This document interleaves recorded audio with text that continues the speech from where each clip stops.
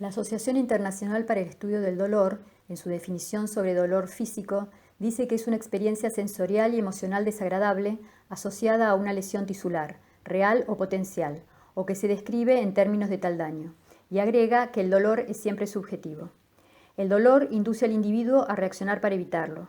Es un síntoma más de múltiples enfermedades y afecciones, y aunque debe aliviarse, nunca se debe olvidar que hay que identificar la causa o causas que lo produjeron, y tratarlas si es posible.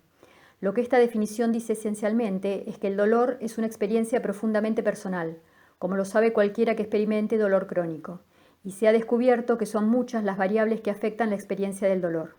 Las emociones, creencias y actitudes de nuestra sociedad y nuestra cultura y nuestra experiencia pasada desempeñan un papel en esa experiencia que llamamos dolor, palabra que podemos utilizar entonces en un sentido amplio para referirnos a cualquier experiencia desagradable que posea una dimensión física, sin importar que esté causada por una lesión física, el estrés o la emoción.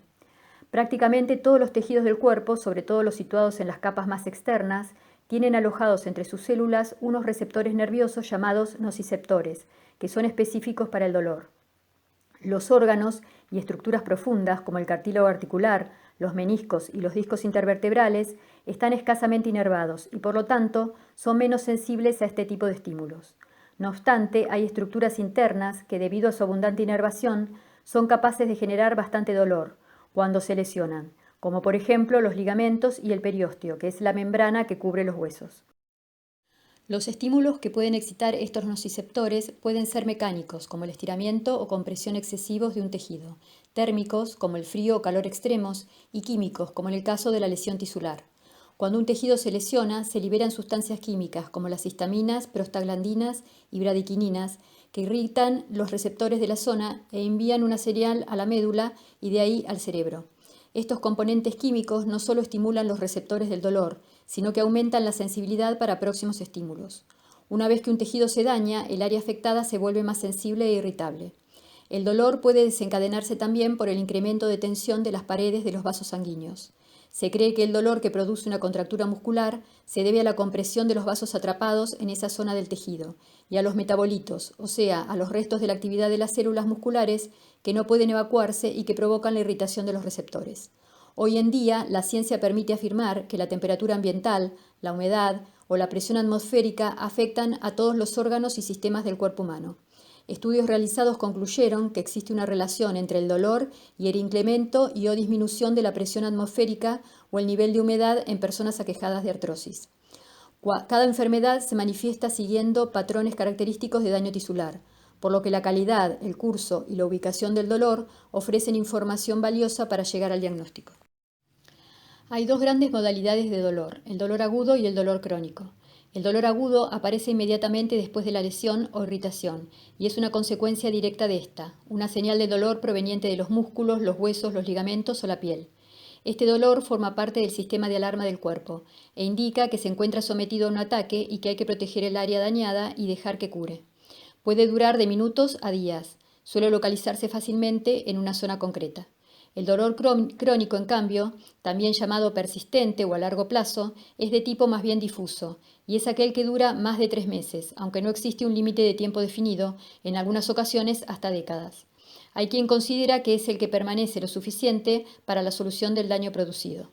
Algunas veces el dolor que aparece tras una lesión persiste más allá de la curación del tejido dañado, o puede iniciarse sin razón evidente o concreta.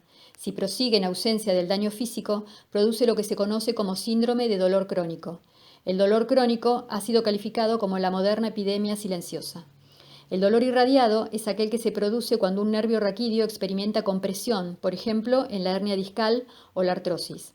Además del dolor, puede producirse falta de fuerza motriz, hormigueo o disminución de la sensibilidad, que se manifiestan en las zonas ubicadas a lo largo del recorrido del nervio y no necesariamente en el lugar de la lesión. El dolor referido es el que no está producido por un pinzamiento nervioso. Se inicia en órganos viscerales y se manifiesta en una zona de la superficie del cuerpo. Los estímulos capaces de provocar dolor visceral son lesión del tejido, espasmo del músculo liso, distensión de una víscera hueca, estiramiento ligamentoso e isquemia. ¿Pero qué es el dolor? El sentido común afirma que el dolor es el resultado de un daño corporal. Los médicos occidentales llevan siglos considerando el dolor como una sensación que la neurología puede explicar. Desde esta perspectiva, la intensidad del dolor es proporcional al grado de lesión, lo que significa que personas diferentes que sufren el mismo daño deberían experimentar el mismo dolor, y que si no se puede encontrar una causa evidente, el paciente debe ser acusado de simulación. Pero las opiniones sobre el dolor han experimentado en los últimos años un cambio espectacular, en la medida en que se ha descubierto que implica a la totalidad de la persona, que incluye tanto el cuerpo como la mente, y las investigaciones han puesto en evidencia toda la complejidad que esto entraña. Todos los expertos coinciden en que se trata de algo complejo y multifacético. Hay dolores causados por daño tisular manifiesto que perdura en el tiempo, como ocurre con la artritis y el cáncer. Pero existe también el dolor neuropático, que es el que no depende tanto del daño tisular como del sistema nervioso, y puede ser confuso, ya que la exploración médica puede no encontrar evidencia de causa orgánica. A veces este dolor de origen nervioso puede producirse por daño neuronal en la columna o en el cerebro, y en algunos casos persiste cuando el daño se ha restañado y el tejido curado. Se cree que el sistema nervioso responde a la experiencia dolorosa aumentando su capacidad para procesar señales de dolor. En esos casos, el sistema nervioso central puede llegar a sensibilizarse y exacerbar el más pequeño dolor. El dolor neuropático puede asumir la forma de sensaciones inusuales, como una descarga eléctrica, calor o agua en la zona corporal distorsionada. Otro ejemplo del dolor neuropático es el llamado dolor del miembro fantasma, que consiste en un dolor que proviene aparentemente de un miembro que ha sido amputado. El dolor es resultado del daño neuronal y de señales que se confunden. Es importante señalar que el dolor neuropático es real y que cuando es intenso puede resultar abrumador. El dolor no es una experiencia normal y, dejando de lado otras demandas, captura la atención del cerebro. Esto afecta las sensaciones, la discriminación y las emociones, y los escáneres pueden llegar a mostrar cambios ligados a su extrema sensibilidad en el cerebro de quienes conviven con el dolor crónico. Una teoría muy aceptada del dolor es la teoría de la compuerta, de Patrick Wall y Ronald Melzack. Esta teoría sugiere la existencia en las articulaciones, la médula espinal y los centros cerebrales destinados a la percepción del dolor de una especie de compuertas. Para que se experimente dolor, estas compuertas deben estar abiertas. Abrir y cerrar esas compuertas es un proceso complejo que se ve afectado por estados emocionales, la actividad mental y el lugar al que se dirige la atención. En algunos casos, las personas con dolor crónico pueden gestionar adecuadamente su dolor, pero puede ocurrir que un aumento súbito e inesperado de dolor se sienta mucho peor debido al miedo provocado por la posibilidad de un nuevo daño.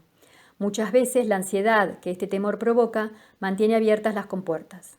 Muchos investigadores están buscando formas para que quienes viven con dolor crónico puedan cerrar estas compuertas y recuperar en consecuencia el funcionamiento normal.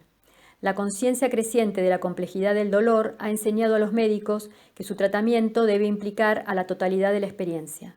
El modelo biopsicosocial del dolor, ampliamente utilizado en la gestión del dolor crónico, sugiere que el modo que las personas se enfrentan al dolor depende de factores biológicos, psicológicos y sociales. Podemos entonces ahora hacer una diferenciación entre el sufrimiento primario y el sufrimiento secundario.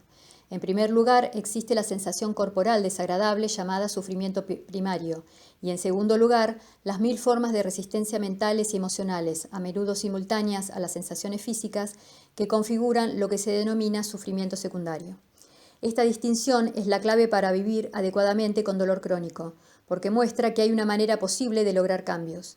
Intentar superar o eliminar un dolor que debido a diversas circunstancias o a la salud es inevitable es un intento que está condenado a fracasar. Por otro lado, aceptar pasivamente el sufrimiento secundario lleva a experimentar una aflicción innecesaria.